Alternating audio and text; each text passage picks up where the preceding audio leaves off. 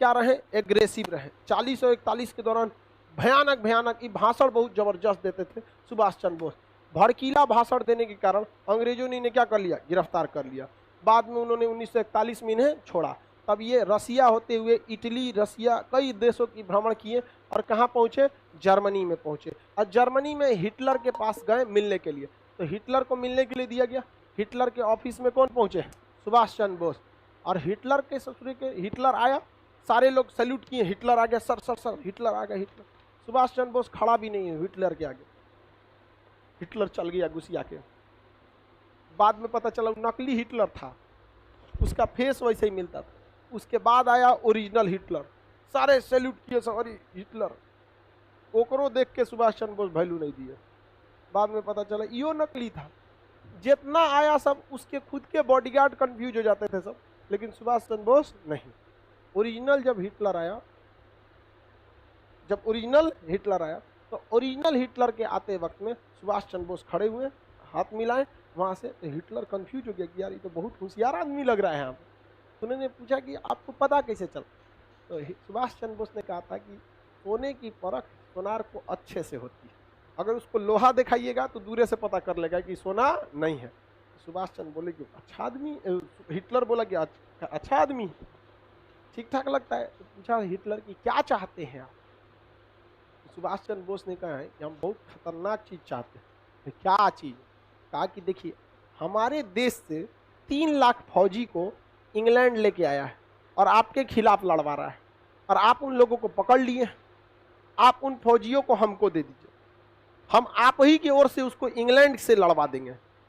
Hitler का पगला गया है, कोनो मोटर कार समझा है कि अगला गियर लगाओ, बैक गियर लगा दो। अभी आया था हमको मारने के लिए, अभी इंग्लैंड से कैसे मारे गए आप। कहा कि आप वो जिम्मेदारी हमें छोड़ दीजिए। इन लोगों को अंग्रेज सब ने क्या किया है, राष्ट्र प्रेम की भावना इनमें से क्या कर दिया है, खत्म कर दिया है। तो इन्होंने कहा कि हिटलर मान ही नहीं रहा था, क्योंकि हिटलर बहुत बड़ा हॉल बनवाया था, जैसे आपका क्लासरूम कैसे है ऐसे ही, इसमें सबको बैठाता था कुर्सी पे, सब लोग बैठ जाते थे। इसमें खिड़की चारों ओर से नहीं थी, जब सब लोग आ जाते थे दरवाजा बंद करके जहरीला गैस डाल देता था, और शीशा वाला खिड़की लगाया था, उसमें से देखता था कि कैसे मर रहे हैं। ओहो मरो मरो, बहुत खतरनाक था हिटलर, समझ में क्या। हिटलर बहुत ही मतलब किसी का बातें नहीं सुनता था। आज भी लोग कहते हैं ना हिटलर शाही तुम्हारा नहीं सुनेंगे, किसी की बात नहीं सुनता था।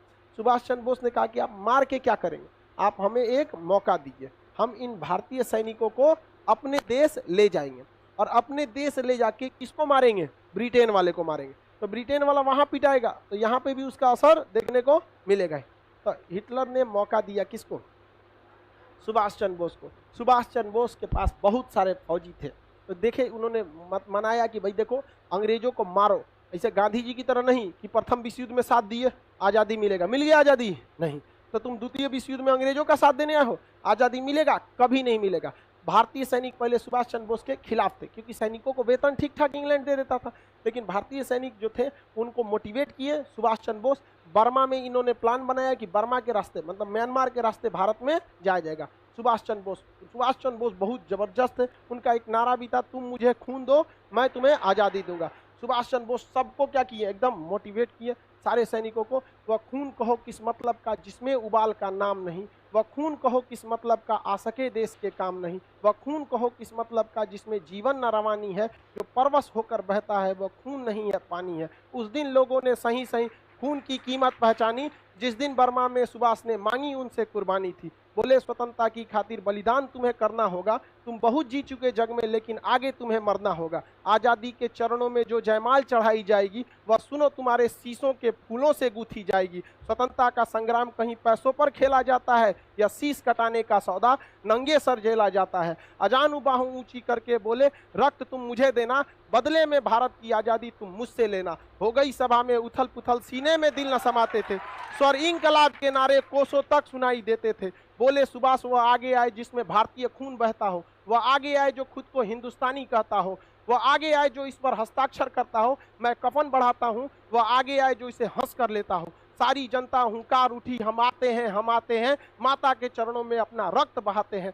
साहस से बड़े युवक उस दिन बढ़ते ही जाते थे, चाकू छुरी कटारों से वे अपना रक्त बहाते थे, फिर उस रक्त की स्याही में वे अपनी कलम डुबाते थे और आजादी के परवाने पर हस्ताक्षर करते जाते थे। उस दिन तारों ने देखा हिंदुस्तानी विश्वास नया, जब लिखा भारत के महारणवीरों ने खून से इतिहास नया।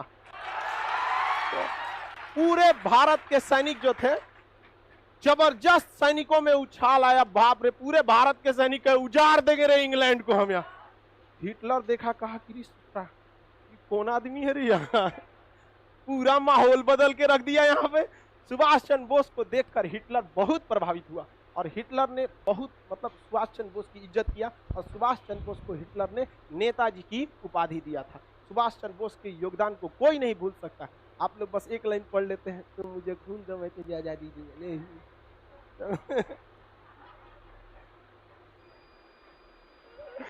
समझ आ गया कि नहीं आ गया? सुभाष चंद्र बोस के योगदान को नहीं यार, आप लोग के लिए उतना जरूरी है, तुम मुझे खून दो मैं तुम्हें आजादी दो, नारा आपके लिए, समझ आ गया? चलो अब आगे समझते हैं। सुभाष चंद्र बोस जो थे वो इन सैनिकों को क्या किए, हिटलर के सहयोग से प्राप्त किए, लेकिन हिटलर ने कहा कि इन सैनिकों में अभी भी ट्रेनिंग का क्या है, अभाव है, ये डायरेक्ट नहीं लड़ पाएंगे। देखो लड़ने आए थे, हम पकड़ के रख लिए कि नहीं रख लिए, इनको क्या जरूरत है, प्रॉपर ट्रेनिंग की जरूरत है। अब देखिए द्वितीय विश्व युद्ध में ना दो एलाइड फोर्स थे, मतलब 3 देश थे जो आपस में एक साथ थे।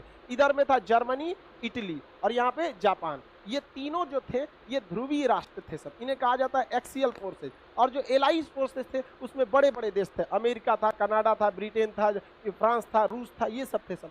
तो सुभाष चंद्र बोस ने जो भारतीय सैनिक जो कहाँ फंसे थे, जर्मनी, इन्हें क्या किया, अपने पास लिया और सुभाष चंद्र बोस हिटलर के सहयोग से आर्म्स एंड एनिमेशन लिया और हिटलर ने किसे भेज दिया, जापान को, कहा कि जापान भेजा इन सैनिकों को। और इन सैनिकों को ट्रेनिंग और अच्छा हथियार किसने दिया, जापान। और जापान ने सुभाष चंद्र बोस को अंडमान और निकोबार द्वीप गिफ्ट में दे दिया। किसमें दिया, गिफ्ट में, क्योंकि इंग्लैंड वालों से ये जापानियों ने कौन सा द्वीप छीन लिया था, अंडमान और निकोबार। तो यहाँ पर सुभाष चंद्र बोस ने अंडमान और निकोबार द्वीप का नाम क्या रख दिया, शहीद एवं स्वराज, शहीद एवं स्वराज नाम रख दिया। और यहाँ पर सुभाष चंद्र बोस को मिला, सिंगापुर में सुभाष चंद्र बोस ने आजाद हिंद सरकार बना लिया। क्या बना लिया, आजाद हिंद सरकार। कहा कि देश गुलाम नहीं है, हमारी सरकार है, अभी हम सिंगापुर से शासन कर रहे हैं, धीरे धीरे धीरे धीरे दिल्ली पहुंचेंगे। और सुभाष चंद्र बोस ने सिंगापुर से ही ऑल इंडिया रेडियो पर बोला था, मुझे इस लड़ाई में राष्ट्रपिता महात्मा गांधी की आशीर्वाद की जरूरत है। तो बताइए महात्मा गांधी को राष्ट्रपिता किसने कहा था, सुभाष चंद्र। देखिए सुभाष चंद्र बोस और महात्मा गांधी में मतभेद नहीं था, दोनों की आइडियोलॉजी अलग थी। सुभाष चंद्र बोस 24 कैरेट गरम दल वाले थे और महात्मा गांधी 24 कैरेट नरम दल वाले। ये दोनों आपस में मिल नहीं सकते, लेकिन विवाद नहीं था। आप इतिहास को उस तरह से पढ़िए जिस तरह से हुआ है, ऐसे नहीं कि आप कह देंगे महात्मा गांधी उसमें झगड़ा था। अब आप ही बताओ, हम जीएस के टीचर और कोई मैथ के टीचर, हम दोनों लोग एक चीज पे कैसे जा सकते हैं भाई? उनका चीज पढ़ाने का तरीका अलग, हमारा अलग है, दोनों अलग अलग होंगे कि नहीं, लेकिन अल्टीमेट काम क्या है, आप लोग का रिजल्ट दिलाना। अगर हम जीएस, हम या इंडिया का कोई भी जीएस का टीचर, उसका जीएस में योगदान है, जो भी मैथ के टीचर उनका मैथ में योगदान है, रीजनिंग में योगदान है। आपको तो जरूरत दोनों की है, ऐसा थोड़ी है कि आप जीएस पढ़ लेंगे मैथ नहीं पढ़ पाएंगे तो आपका रिजल्ट हो जाएगा। आपको तो बैलेंस लेके चलना है। वो अलग बात है कि बीपीएससी, यूपीएससी या दरोगा, रेलवे, इस सब में जीएस का वेटेज ज्यादा है, लेकिन ओवरऑल आपको तो लेके सबको चलना है। तो नरम दल भी जरूरत थी और गरम दल भी जरूरत थी। युवाओं का कहना है कि नरम दल की क्या जरूरत है? अरे नहीं भैया, संगठित करने का काम नरम दल ही किया। और आप ध्यान से देखेंगे, नरम दल से ही जो एक्सट्रीमिस्ट लोग थे वो गरम दल के रूप में गए थे। समझ आ रहा है कि नहीं आ रहा है? किसी कोई दिक्कत नहीं। तो महात्मा गांधी से सुभाष चंद्र बोस ने क्या कहा, राष्ट्रपिता। सर सुभाष चंद्र बोस इतने पढ़े लिखे थे फिर भी गरम दल के कैसे हो गए? भाई गरम दल और नरम दल ये पढ़ने लिखने पे उतना डिपेंड नहीं करता है, डिपेंड करता है आइडियोलॉजी कैसे है। हम नरम दल के हैं, तो हम आज भी कहते हैं कि हम मतलब पढ़ाते हैं बस, बट टीचर बनने का हमारा 1% भी सपना नहीं, 1% भी नहीं। पढ़ाते हैं वो अलग बात है। शुरुआत में हम पढ़ाना चालू किए थे फ्रस्ट्रेशन दूर करने के लिए, क्योंकि हमको आर्मी में इस चीज़ से छांटा था जो कभी सही नहीं हो सकता था। नंबर कम था, छाट देते, अगली बार और मेहनत करके आते। मेरिट में हाथ बहुत टेढ़ा है ससुरा, दिखता है यहाँ पे, ऐसे हो गया यहाँ पर। फ्रस्ट्रेशन में कभी मम्मी को बोल देते थे, आपको ध्यान नहीं रखना चाहिए, बचपन में तेल ओल सही से मालिश किया जाता है। बहुत ज़्यादा फ्रस्ट्रेट थे। तो हम पढ़ाना चालू किए थे फ्रस्ट्रेशन में, अकेले टेंशन में रहते थे, सोचते थे कि हमारा जिंदगी खत्म हो गई। एक को तो सपने देखे थे हम, फौज में जाना है, ऐसा ही कैसे होगा? आर्मी में कुछ नहीं सुनता है। तो हम फ्रस्ट्रेशन की वजह से पढ़ाना चालू किए, यही में पढ़ाते रह गए आप, समझ में आया कि नहीं?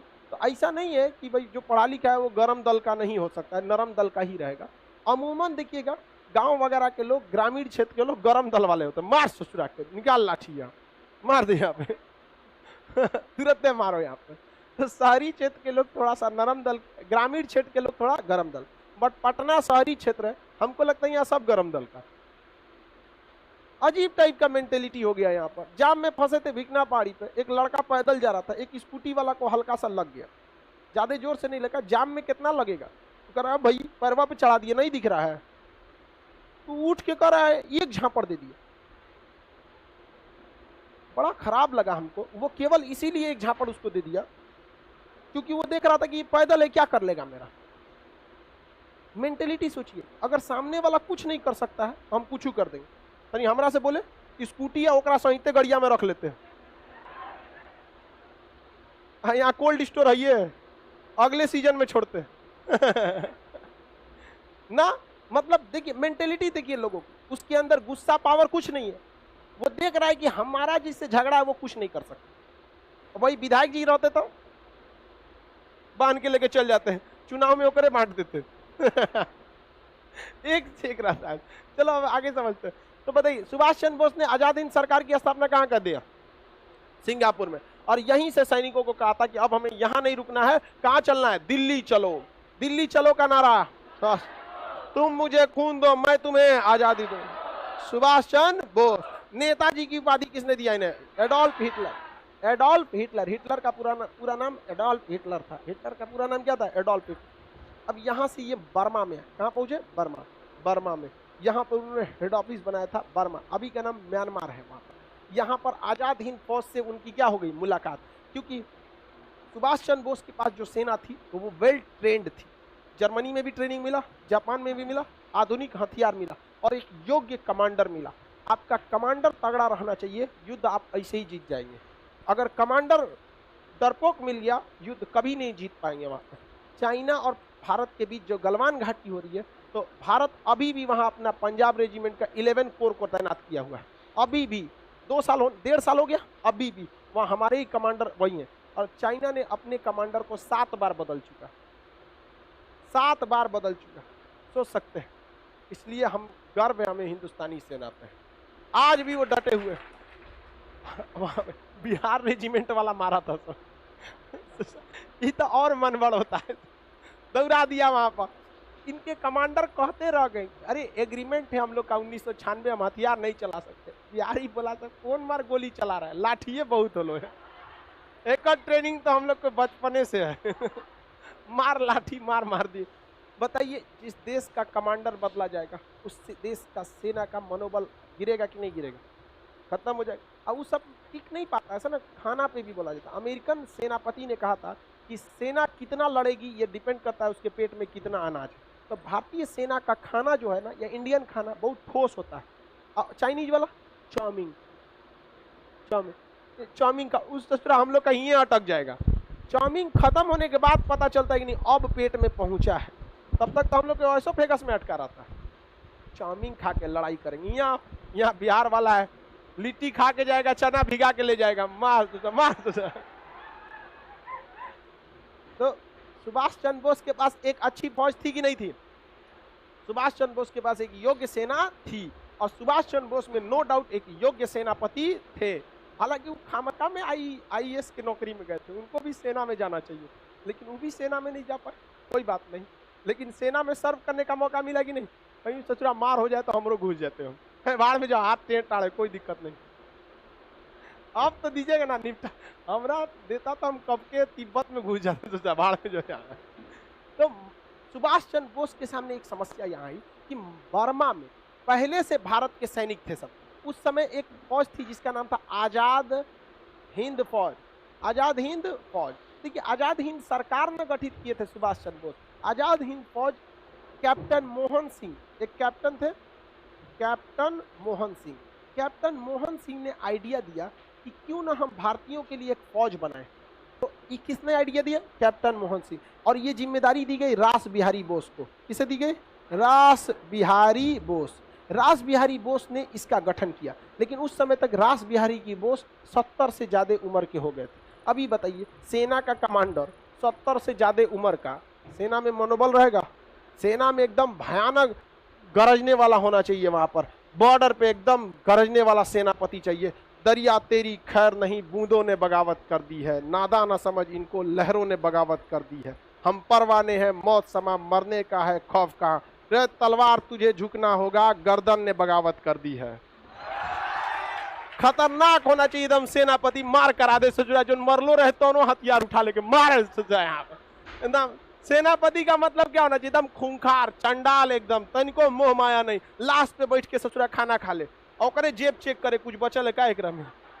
ऐसा सेनापति एकदम क्रूर होना चाहिए, काट डाले वहां पर। रास बिहारी बोस बहुत ही योग्य व्यक्ति थे, रास बिहारी बोस। लेकिन उम्र का तकाजा होता है, हर इंसान का उम्र ढलने के बाद नहीं हो पाता है। 70 साल की उम्र के बाद क्या करें? हम इतना पढ़ा रहे 50 साल, 4-5 साल बाद हम इतना ना पढ़ा पाएंगे, कितना बोचले होगा हम लोग में।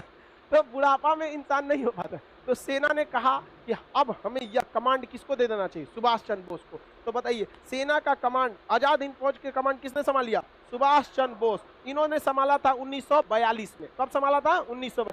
क्या 1942 में आजाद हिंद फौज बनी थी? नहीं, बहुत पहले बन गई थी, छिटपुट थी इधर उधर यहाँ पर। अब इन्होंने क्या किया? आजाद हिंद फौज बनाया और इन्होंने कई ब्रिगेड बनाया। लक्ष्मी ब्रिगेड बना दिया, महिलाओं का क्या बना दिया? Lakshmi brigade, Subhash brigade, Gandhi brigade, Nehru brigade, पूरा सेना का गठन बना दिया, भयानक। और सेना का एकदम जबरदस्त इनके पास क्या था?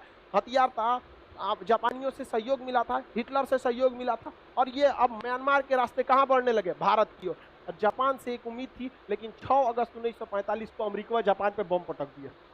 दूसरा 9 अगस्त को फिर पटक दिया। अब जापान ने हाथ खड़ा कर दिया, हम क्या कर सकते हैं? तो सुभाष चंद्र बोस की मृत्यु के बाद सेना का मनोबल ही गिर गया और सेना के ऊपर भारी पड़ गए कौन? अंग्रेज। क्योंकि अंग्रेज को अब टेंशन नहीं, उधर जापान मारा गया, इधर जर्मनी मारे गए। एगो बच्चा था इटली, इटली का था डोमिटो मुसोलिनी, ये महालोल था ससुरा। ये तो माँ, इसकी जनता ने इसको पकड़ के तमाचा तमाचा मार दिया, इसी के देश की जनता ने। मुसोलिनी को इसी के देश में तमाचा तमाचा मार के मारी। उसका बेचारा का सब उखड़ गया था, इतना मार मारे थे सब, चौराहा पे फांसी दे दिया। महाबैल था मुसोलिनी। मुसोलिनी का कहना था, जो पुरुष युद्ध नहीं लड़ा वो बाज महिला के समान है। कोई बात है भाई, युद्ध जरूरी है, लेकिन युद्ध किस हाल में जरूरी है ये है।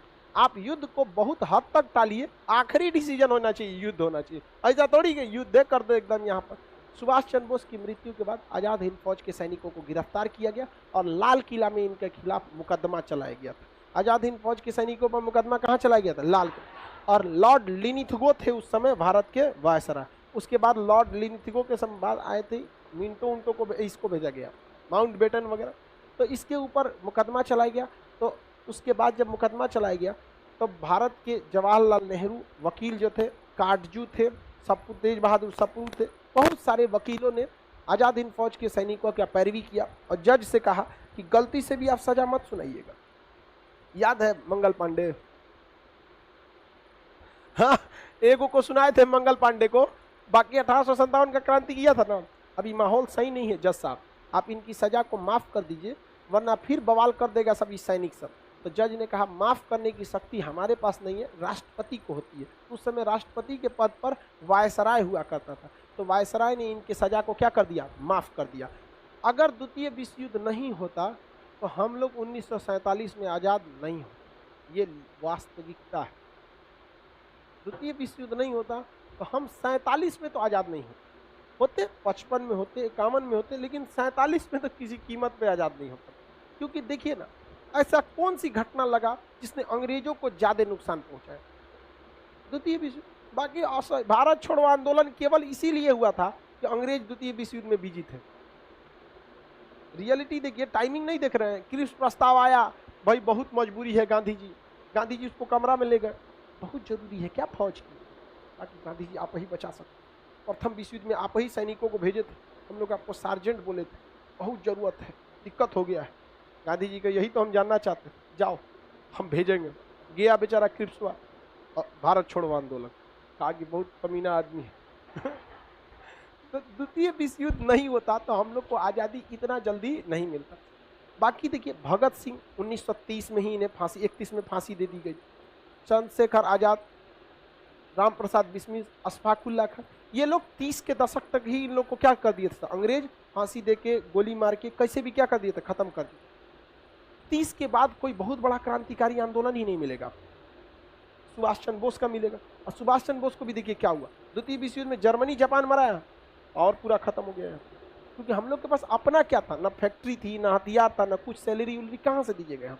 तो बहुत द्वितीय विश्व युद्ध हुआ भी तो एक तरह से हम लोग के लिए क्या था, अच्छा ही था। सोचा द्वितीय विश्व युद्ध हुआ पहले, और अगर द्वितीय विश्व युद्ध में जर्मनी जीत जाता तो हम 1942 में आजाद हो गए रहते। जर्मनी ने गलती न कर दिया, उसने रूस पर आक्रमण कर दिया। ये सोच रहा देखता है कितना बड़ है, कहाँ आक्रमण कर दिया, रूस पर।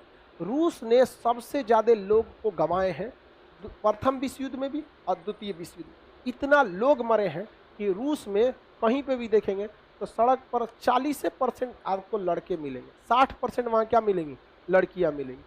जिसके दो रीजन है, एक तो प्रथम और द्वितीय विश्व युद्ध में मरा गए सब, दूसरा का रीजन वहाँ पे शराब बहुत ज्यादा, वहाँ पे लोग क्या पीते हैं, शराब। ठंड प्रदेशों में शराब जो होता है एकोमोडाइजेशन में क्या करता है, मदद करता है। दूसरा वेस्टर्न कल्चर में शराब, सिगरेट, जुआ ये सब क्या है, नॉर्मल। हमारे यहाँ क्या है, शराब थोड़ा सा गलत माना जाता है, उतनी मनी होली में चल गया, अदरवाइज